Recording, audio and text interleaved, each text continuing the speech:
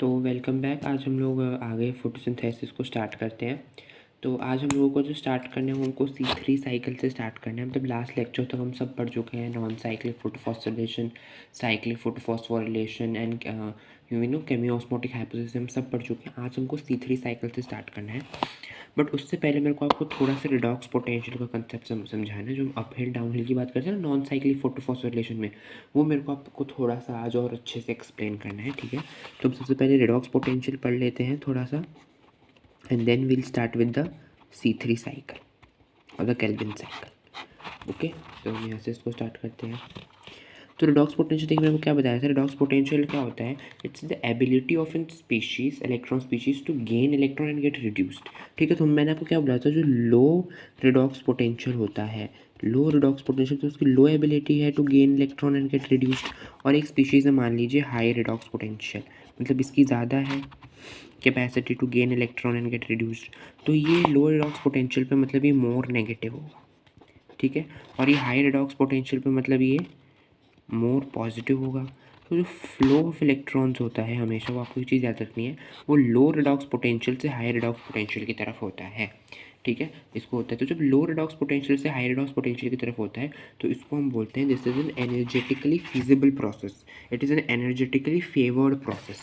ठीक है, इसको हम क्या बोलते हैं? Energetically energetically energetically favoured process होता है। तो इसको हम क्या बोलते हैं? एनर्जेटिकली फेवर्ड प्रोसेस को हम बोलते हैं डाउनहिल।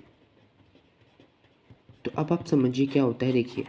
और अब जैसे हम लोग मानते हैं, देखिए अब जब हम नॉन साइक्लिक करें तो हम लिखा सबसे पहले फोटो सिस्टम 2 पे P680 पे लाइट फॉल करती है, उससे एक्साइट होता है, फिर PS2 एक्साइटेड बनता है। तो जो वो एक्साइट होके जा रहा है उसमें हम लोगों ने लिखा था अपहिल। अपहिल क्या होता है? अपहिल होता है इसका ऑपोजिट प्रोसेस, मतलब वो हाई रिडॉक्स पोटेंशियल से इलेक्ट्रॉन लो रिडॉक्स पोटेंशियल की तरफ जाएगा। और ऐसे अपहिल इसलिए क्योंकि एनर्जेटिकली फेवर्ड नहीं है। ठीक है, अपने आप मतलब ही नहीं होगा, इसको एनर्जेटिकल हम क्या करना पड़ेगा, इसमें एनर्जी देनी पड़ेगी। Energy in the form of क्या थी? लाइट। जब लाइट एनर्जी PS2 पे फॉल करी थी तभी तो वो उसके इलेक्ट्रॉन्स एक्साइट होके गए थे ऊपर। ठीक है, तो उसको हम लोगों ने लिखा था अपहिल, और उसके बाद का प्रोसेस लिखोगे तो लिखा है डाउनहिल। ठीक है, अगर मैं आपको इसको डायग्राम में दिखाऊं, तो अगर हम PS2 का डायग्राम देखें एक बार, तो देखिए इधर ये रहा। हम लोगों ने तो हालांकि बहुत डिटेल में बना रखे हैं, एनसीईआरटी में बहुत शॉर्ट में गिवन है, तो एक बार एनसीईआरटी को देख लेते हैं कि कितना गिवन है। देखिए ये है, ये देखिए एनसीईआरटी का है ये डायग्राम हमारे पास। ये है photo system Z scheme of light reaction हो रहा है। ठीक है, तो इसमें आप देखिए क्या है, ये फोटो सिस्टम 2 है। फोटो सिस्टम 2 में वाटर स्प्लिटिंग हुई, यहाँ से जो इलेक्ट्रॉन ऊपर जाते हैं उसको क्या बोलते हैं? अपहिल। ठीक है, बिकॉज लाइट एनर्जी फॉल करिए तो इसको एनर्जी यहाँ पे in the form of light मिलती है, तो हाई रिडॉक्स और लो रिडॉक्स पोटेंशियल जाते हैं। और फिर जो यहाँ पे ये है, ये क्या जाते हैं? ये लो रिडॉक्स पोटेंशियल से हाई रिडॉक्स पोटेंशियल जाते हैं। तो इस प्रोसेस को हम लोगों ने क्या लिख दिया था? डाउनहिल। तो एनसीईआरटी में कलेक्टिवली इलेक्ट्रॉन ट्रांसपोर्ट सिस्टम लिखा है, बट हमने इसको डिटेल में पढ़ा था, और हम लोगों ने ये भी पढ़ा था कौन से स्टेप में ATP बनती है। ठीक है, कौन से स्टेप पे ATP बनती है वो भी हम लोग डिटेल में प्रीवियस लेक्चर में पढ़ चुके हैं। ठीक है, तो ये आपको थोड़ा सा मेरे को रिडॉक्स पोटेंशियल का कंसेप्ट समझाना था, तो यहाँ पे मैंने समझा दिया है आपको। तो अब हम बढ़ते हैं आगे। आगे अब हम अपना आज का मेन टॉपिक शुरू करते हैं। तुम्हारा आज का मेन टॉपिक जो है, आज का जो हमारे पास मेन टॉपिक है वो है केल्विन साइकिल। ठीक है, तो आज का हमारा मेन टॉपिक हम आज से शुरू कर रहे हैं केल्विन साइकिल। ठीक है जी, केल्विन साइकिल। तो केल्विन साइकिल क्या होती है? उसको हम C3 साइकिल भी बोलते हैं, C3 साइकिल भी बोलते हैं। अब ये क्या होता है? ये एक बायोसिंथेटिक पाथवे होता है जिससे कि it is responsible for the formation of sugar. जो केल्विन साइकिल होती है, it is responsible for the formation of sugar, मतलब इससे शुगर बनता है इन द प्लांट्स। ठीक है, इससे शुगर बनता है। अब क्या होता है, इसका नाम केल्विन साइकिल क्यों पड़ा? क्योंकि एक साइंटिस्ट हुए हैं मेल्विन केल्विन। ठीक है, मेल्विन केल्विन, इन्होंने क्या करा, इन्होंने ग्रीन एल्गी पे काम करा था। ठीक है, और उस ग्रीन एल्गी का नाम क्या था? उस ग्रीन एल्गी का नाम था क्लोरेला, जो बहुत दिनों से प्रीवियस क्लासेस में हमने पढ़ा है, बहुत सारे एक्सपेरिमेंट्स में क्लोरेला इज यूज्ड। ठीक है, तो मैं क्या करा, इन्होंने रेडियो एक्टिव लेबलिंग करी थी कार्बन की। ठीक है, इन्होंने कौन सा कार्बन, जो CO2 होता है ना, तो CO2 में इन्होंने जो कार्बन है इसकी रेडियो एक्टिव लेबलिंग कर दी थी। क्या कर दी थी? Radio active labelling. और फिर इन्होंने CO2 का पाथ जो है वो प्लांट में ट्रेस करा था। ठीक है। किससे लेबलिंग करी थी? C14 से इन्होंने इसकी लेबलिंग करी थी, ठीक है। वैसे हम क्या बोलते हैं, C12 होता है। नॉर्मली हम देखते हैं कार्बन का मोस्ट अबंडेंटली फॉर्म्ड आइसोटोप जो रेडियो एक्टिव नहीं होता। अब ये जो है C14 जो होता है रेडियो एक्टिव आइसोटोप होता है। तो फिर उन्होंने प्लांट्स का जो होता है वो ट्रेस करा, ठीक है, trace the pathway of CO2 in plants. अब इस साइकिल को हम C3 साइकिल इसलिए बोलते हैं क्योंकि इस साइकिल में जो फर्स्ट स्टेबल कंपाउंड बनता है, द फर्स्ट स्टेबल कंपाउंड, वो होता है एक, वो उस कंपाउंड में 3 कार्बन होते हैं, ठीक है, जैसे C3 कंपाउंड, और उस कंपाउंड का नाम होता है PGA। इसका फुल फॉर्म क्या होता है? फॉस्फो इसका फुल फॉर्म होता है फॉस्फो ग्लिसरिक एसिड। तो इस कंपाउंड का नाम होता है फॉस्फो ग्लिसरिक एसिड, ठीक है। इस कंपाउंड का नाम होता है फॉस्फोग्लिसरिक एसिड। तो क्या होता है, इसलिए इसको हम लोग क्या नाम देते हैं? C3 पाथवे भी दे देते हैं, हम केल्विन साइकिल भी इसे हम बोल देते हैं, ठीक है जी। ये तो समझ में आ गया आप लोगों को। अब हम लोग क्या बोलते हैं इसको, और इन प्लांट्स जिनमें C3 कंपाउंड बनता है उनको हम बोलते हैं C3 प्लांट्स। तो ये C3 प्लांट्स, C4 प्लांट्स हम अभी पढ़ेंगे भी, ठीक है। उसको हम क्लासिफिकेशन में पढ़ेंगे। अभी अगर आप अपनी NCERT खोलेंगे ना, तो जहाँ पे प्लांट फिजियोलॉजी का यूनिट स्टार्ट हुआ है 12th क्लास के NCERT में, जहाँ प्लांट फिजियोलॉजी का यूनिट स्टार्ट हुआ है, वहाँ पे आप लोगों को सर मेल्विन केल्विन के बारे में इंफॉर्मेशन दी भी है, जो कि नीट में 2025 में उसका क्वेश्चन आया था। तो मोस्ट प्रोबेबली 2026 में भी आ सकता है। तो हमको सारे साइंटिस्ट के नाम पढ़ने हैं। तो ये चैप्टर के बीच में इनका नाम आया था, मेल्विन केल्विन। तो हम यहाँ पे इनकी ये बायोग्राफी जो है ये देख लेते हैं, ठीक है। इनकी जो ये बायोग्राफी है ये हम देख लेते हैं, ओके। इसको हम देख लेते हैं। तो ये स्टार्टिंग में गिवन है, ओके। तो क्या था, Melvin kelvin born in Minnesota in April 1911, received his PhD in chemistry from the University of Minnesota. He served as a professor of chemistry at the University of California, Berkeley, ठीक है। अब क्या होता है, just after World War I, तो World War I हुआ था, ठीक है। When the world was under shock after the effects of after the Hiroshima Nagasaki bombings, तो हिरोशिमा नागासाकी में बॉम्बिंग्स हुई थी 1945 के करीब करीब, है ना, 1945 में।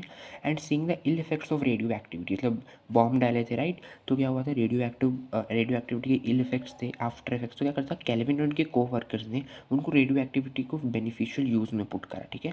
उन्होंने क्या करा, he along with J.A. Basham studied reaction in green plants forming sugar and other substances from raw materials like carbon dioxide, water and minerals by labeling carbon dioxide with C14, which was radioactive, हम पढ़ चुके हैं। Kelvin proposed that an electron in an organized array of pigment molecules and other substances, ठीक है। Plants change क्या करते हैं, light energy into chemical energy by transfer an electron in organized array of pigment molecules and other substances. तो ये सब हम भी पढ़ चुके हैं। इसके बाद क्या है, इसके बाद हम लोगों को क्या पढ़ना है, इसके बाद है the mapping of the pathway, the mapping of the. तो भी आगे बढ़ते हैं इसमें, ठीक है। थोड़ा सा और बचा है इनका, जो है इनके बारे में हम और पढ़ लेते हैं थोड़ा। इसके बाद क्या है, the mapping of the pathway, the mapping of the pathway of carbon assimilation in photosynthesis, तो उसको यूज़ करना in the photosynthesis earned him a Nobel prize इन 1961। तो साल 1961 में क्या मिला था, नोबेल प्राइज़ मिला था। earned him a Nobel Prize in 1961. The principles of photosynthesis as established by Kelvin are at present being used in the studies on renewable resource for energy and materials and basic studies in solar energy research, ठीक है। तो ये आपको ये वाला line याद होनी चाहिए। हो सकता है कि इसमें क्वेश्चन पूछते हैं, ठीक है। जो लास्ट में 3-4 लाइन्स लिखी हैं, हो सकता है इनसे क्वेश्चन पूछ दिया जाए, ठीक है। तो ये समझ में आ गया आप लोगों को। तो मुझे आपको बताना था क्योंकि स्टार्टिंग में क्वेश्चन आया था नीट में 2025 में, 2026 में भी आ सकता है। तो चैप्टर में से हम लोग बीच में पढ़ लेंगे, ठीक है। तो मैंने आपको यहाँ C3 प्लांट्स बताया था। अब मैं आपको हम लोग करते हैं क्लासिफिकेशन, ठीक है। क्लासिफिकेशन क्या होता है, जो कुछ प्लांट्स जो होते हैं वो CO2 को फिक्स करते हैं बाय 2 मैकेनिज्म्स। मतलब 2 तरह के प्लांट्स होते हैं on the basis of the CO2 fixation. क्यों, किस तरह से CO2 फिक्स करते हैं, ये इसका बेसिस है। उस बेसिस पे we have 2 types of plants, ठीक है। ब्रॉडली 2 टाइप्स ऑफ प्लांट्स होते हैं। सबसे पहला होता है C3 plants and the second number is C4 plants, ठीक है। तो क्या होता है, C3 प्लांट्स में जो फर्स्ट प्रोडक्ट बनता है वो आपको समझ में आ गया था, PGA बनता है। ये रहा PGA, फॉस्फोग्लिसरिक एसिड बनता है, ठीक है, PGA। और उसको हम C3 एसिड भी बोलते हैं, या इसको C3 एसिड बोलते हैं। उसमें 3 कार्बन होते हैं और ये एसिड है, तो C3 एसिड भी हम बोलते हैं इसको। और उसको हम बोलते हैं C3 पाथवे। जो प्लांट्स इस पाथवे, इस जो C3 प्लांट्स होते हैं, तो उस पाथवे को हम क्या बोलते हैं, C3 पाथवे। जिस पाथवे से शुगर बनाते हैं उसको हम क्या बोलते हैं, C3 पाथवे बोलते हैं। अब जो C4 प्लांट्स होते हैं इनमें जो फर्स्ट प्रोडक्ट बनता है वो बनता है ऑक्सैलो एसिटिक एसिड। ठीक है, इसका फुल फॉर्म लिख लेते हैं, ऑक्सैलो एसिटिक एसिड। ये जो होता है ना, ये एक C4 कंपाउंड होता है, C4 एसिड। तो जो ये प्लांट्स ऐसा इस प्रोसेस से बनाते हैं शुगर, उसको इस पाथवे को हम बोलते हैं C4, उस पाथवे को हम बोलते हैं C4 पाथवे। ठीक है, तो ये दो आपको कंसेप्ट क्लियर हो गए। ठीक है जी, तो हम आगे बढ़ते हैं। अगर तो आपको क्लियर हो गए तो अब हम बोलते हैं प्राइमरी। अब देखिए जो C3 प्लांट्स था इसमें हम लोग क्या बोलते हैं, प्राइमरी एक्सेप्टर ऑफ CO2 कौन होगा, कौन सबसे पहले CO2 को एक्सेप्ट करेगा। ठीक है, तो उसके रिलेशन में हमारे पास बहुत सारी मतलब पहले साइंटिस्ट मानते थे कि प्राइमरी एक्सेप्टर ऑफ CO2 जो है C3 प्लांट्स में वो कितने कार्बन का होता है, 2 कार्बन का होता है। ठीक है, और जो क्योंकि 2 कार्बन होगा तो CO2 में 1 कार्बन होता है, तो मिलके 2 कार्बन प्लस 1 कार्बन 3 कार्बन होता है। ठीक है, बट बाद में जब हम लोगों ने रिसर्चेस करी तो हमको पता चला कि जो प्राइमरी एक्सेप्टर ऑफ CO2 होता है C3 प्लांट्स में, that's not an 2 carbon compound, it's actually an 5 carbon compound. उसका क्या नाम होता है वो हम अभी पढ़ेंगे। ठीक है, तो प्राइमरी एक्सेप्टर मतलब कि सबसे पहले CO2 जिसके साथ जाके जुड़ रहा है। ठीक है, CO2 प्लस A, जिससे कि हमको क्या बन रहा है, PGA, क्योंकि फर्स्ट स्टेबल प्रोडक्ट है। तो ये 3 कार्बन है और ये 1 कार्बन है, तो साइंटिस्ट मानते थे कि 2 कार्बन होगा ऑब्वियसली, क्योंकि हमको मोस्टली तो ये लगता है कि 1 कार्बन प्लस 2 कार्बन 3 कार्बन होगा। बट एक्चुअली ऐसा नहीं होता। ये जो फर्स्ट जो एक्सेप्टर होता है CO2 का C3 प्लांट्स में, दैट्स एन 5 कार्बन कंपाउंड, और इस 5 कार्बन कंपाउंड का नाम होता है RUBP। और इसका फुल फॉर्म क्या होता है, राइबुलोज 1,5 बिसफॉस्फेट। तो ये इस कंपाउंड की IUPAC नेमिंग है। ठीक है, इसका नाम है, आप लोगों को याद होना चाहिए। तो जो कितनी कहानी थी मैंने आपको बता दी कि बाद में साइंटिस्ट को पता चला कि एक्चुअली 2 कार्बन कंपाउंड नहीं है, एक 5 कार्बन कंपाउंड है जिसका नाम है RUBP। ठीक है, तो अब हम लोग स्टार्ट करते हैं मेन हमारी जो केल्विन साइकिल है। ठीक है, हमारी जो मेन केल्विन साइकिल है अब हम उससे जो है स्टार्ट करते हैं। ठीक है जी, तो मेन हमारी C3 साइकिल हम लोग यहाँ से स्टार्ट करते हैं, C3 साइकिल। ठीक है, C3 साइकिल क्या होती है, it's a main biosynthetic pathway. ये क्या होती है, मेन बायोसिंथेटिक पाथवे। देखिए हम पढ़ेंगे जो C4 प्लांट्स होते हैं ना उनमें भी C3 साइकिल तो होती है, बट वो इन मतलब कि जो C3 प्लांट्स होते हैं उनमें कोई जो एक स्पेसिफिक लोकेशन पे होती है, C4 प्लांट्स में उस सेल में नहीं होती जिसमें C3 प्लांट्स में वो होती है Calvin cycle. But yes, C4 plants में भी केल्विन साइकिल और द C3 साइकिल होती है। ठीक है, तो ये कन्फ्यूजन नहीं रखना है आप लोगों को, इसलिए हम बोलते हैं जो C3 साइकिल होती है it is the main biosynthetic pathway. Main है मतलब ये तो होगी ही होगी, this is the main biosynthetic pathway. अगर आपको शुगर बनाना है तो ये साइकिल तो होगी ही होगी। ठीक है, ओके। अब ये मैं आपको बता दिया। ठीक है, kelvin pathway occurs in all photosynthetic plants. ठीक है, अगर उनके भले ही उनके पास C3 पाथवे हो, C4 पाथवे, कोई और भी पाथवे हो, पढ़ेंगे कैम्प पाथवे भी हो, तो उन सब में भी C3 साइकिल तो होती ही होती है। ठीक है, तो it's the main biosynthetic pathway.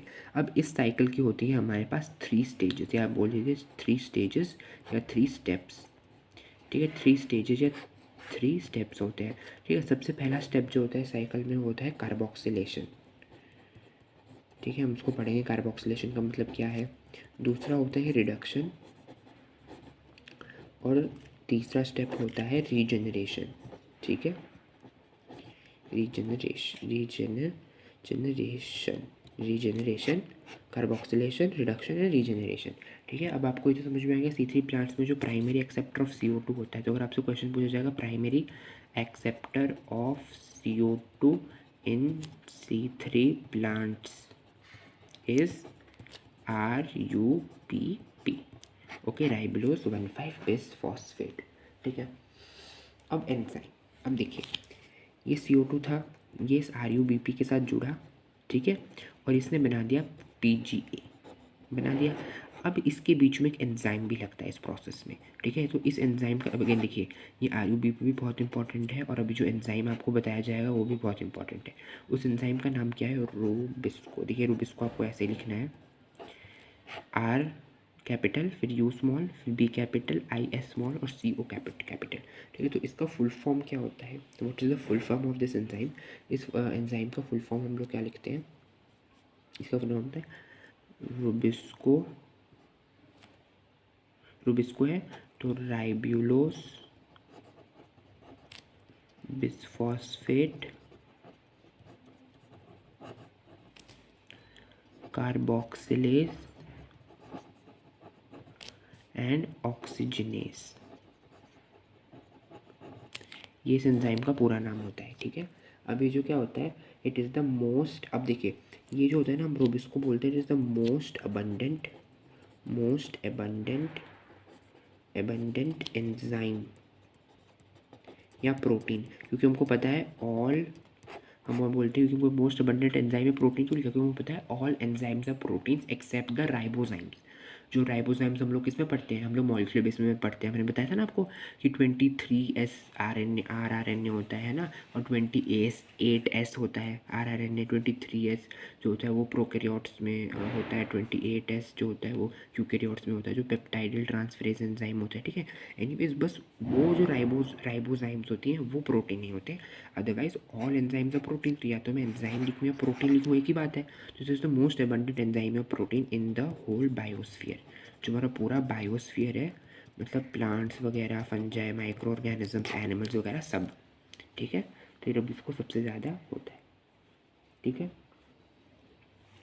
अब क्या होता है, देखिए जो एनिमल्स वगैरह उनको तो सिंथेसाइज करना नहीं है, उनको थोड़ी, अब हम तो हेट्रोट्रॉफिक है तो हम थोड़ी फूड सिंथेसाइज करते हैं, बट स्टिल हमारे आसपास इतने सारे प्लांट्स हैं, और जो कुछ हम बोलते फंजाई में भी नहीं होगा, बोलते सारे प्लांट्स हैं जो प्रोटिस्ट वगैरह हैं, है ना, जो हमारे बैक्टीरिया जो फोटोसिंथेसाइजिंग होते हैं, उनमें मोस्ट अबंडेंट जो होता है होल बायोस्फीयर में वो यही एंजाइम या प्रोटीन होता है।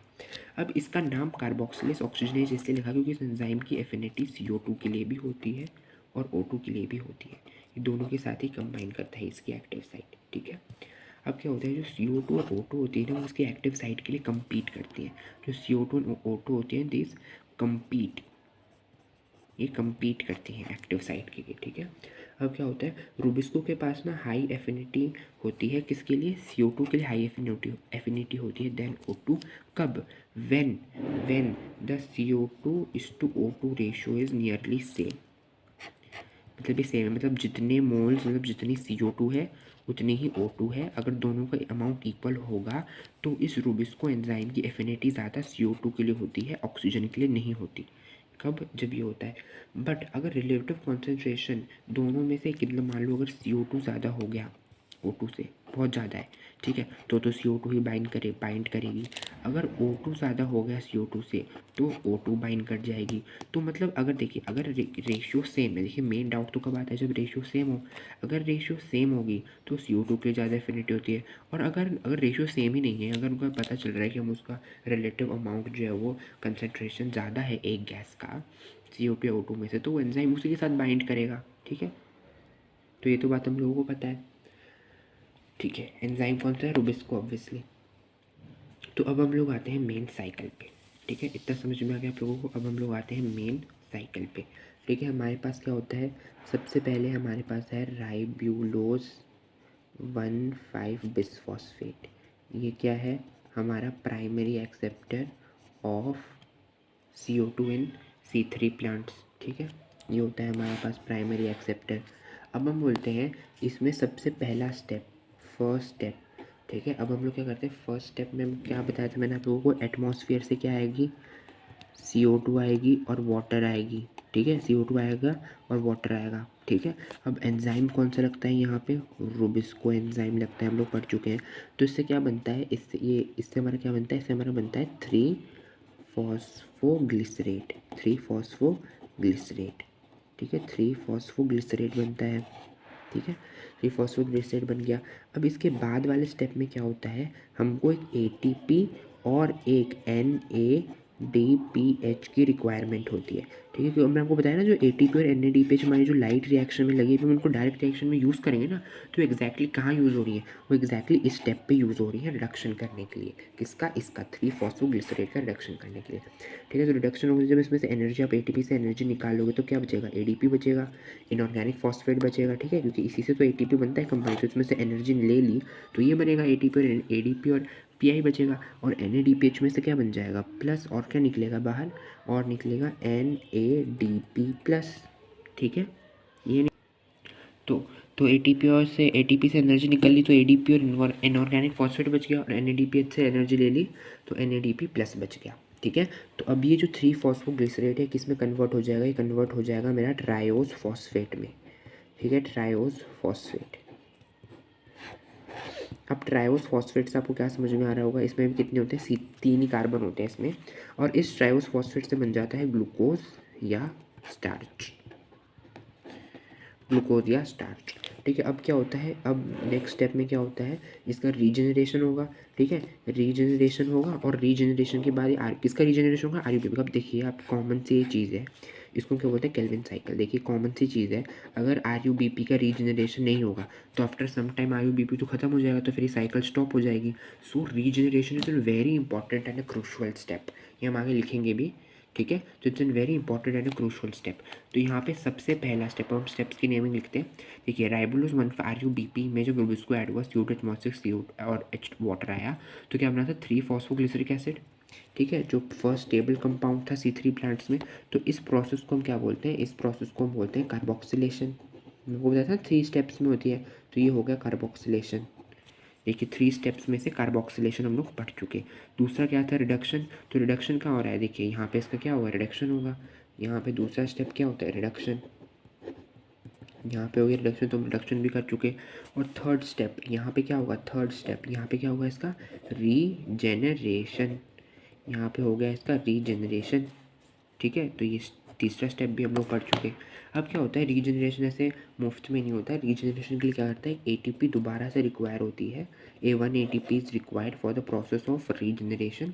और क्या होता है, फिर अगेन ADP और इनऑर्गेनिक फॉस्फेट इज रिलीज्ड, क्योंकि इसके में इनके ATP के जो होते हैं बॉन्ड्स में से एनर्जी ले ली, तो ADP और इनऑर्गेनिक फॉस्फेट जो है वो बच गया। So this is the whole C3 cycle. अब आपको जो होती है ना, NCERT में कोई भी आप बुक कहीं भी पढ़ो तो हम इतनी साइकिल बताते हैं। ठीक है, पर क्या होता है, this cycle is actually incomplete. ठीक है, क्या होता है, इससे क्या होता है, actually this cycle is incomplete. ऐसा क्यों होता है, ऐसा क्यों होता है, देखिए अब हम इसको पढ़ेंगे। उससे पहले हम लोग थोड़ा सा और डिस्कस कर लेते हैं कि देखिए जो कार्बोक्सिलेशन होता है ना, कार्बोक्सिलेशन क्या होता है, हम स्टेप्स के बारे में थोड़ा थोड़ा लिख लेते हैं। कार्बोक्सिलेशन क्या होता है, carboxylation is the fixation of CO2। क्या होता है, fixation of CO2, fixation of CO2 मतलब कार्बोक्सिलेशन मतलब CO2 को हम फिक्स करें, ऐड करें CO2 into a stable organic intermediate. और वो स्टेबल ऑर्गेनिक इंटरमीडिएट कौन सा है हमारा, ये है PGA, फॉस्फोग्लिसरिक एसिड। ठीक है, 3-फॉस्फोग्लिसरेट। इसके बाद दूसरा स्टेप क्या होता है, रिडक्शन। रिडक्शन में क्या होता है, फ्रॉम, अब जो मेरा ये है 3 PGA है मेरे पास, 3-फॉस्फोग्लिसरिक एसिड। इसमें क्या होता है, आफ्टर रिडक्शन, इसमें रिडक्शन होगा, और रिडक्शन से अल्टीमेट क्या बन जाएगा मेरे पास, ग्लूकोज। तो कैसे होता है, ये 3 PGA है मेरे पास, इसमें क्या होता है रिडक्शन, तो मेरे को बनता है 1,3-बाईफॉस्फोग्लिसरेट। तो NCERT में आप कहीं NCERT में हम बेसिकली NCERT को रेफर करेंगे, तो NCERT में ये स्टेप नहीं दिया है, 1,3-बाईफॉस्फोग्लिसरेट नहीं दिया है, डायरेक्टली आपको 3 PGA में के बाद ट्रायोस फॉस्फेट दिखा दिया है, ट्रायोस फॉस्फेट। ठीक है, ट्रायोस फॉस्फेट का दूसरा नाम क्या होता है, इस ट्रायोस फॉस्फेट का एक्चुअली नाम क्या होता है, इसका एक्चुअली नाम होता है PGAL। ठीक है, क्या होता है, 3-फॉस्फोग्लिसरल्डिहाइड। तो ये जो कंपाउंड्स हैं ना, इनसे आप लोग फेमिलियर हो जाइए, क्योंकि इन कंपाउंड्स का यूज़ हम लोग अब आगे आने वाले चैप्टर में भी करने वाले हैं, PGA का भी और PGA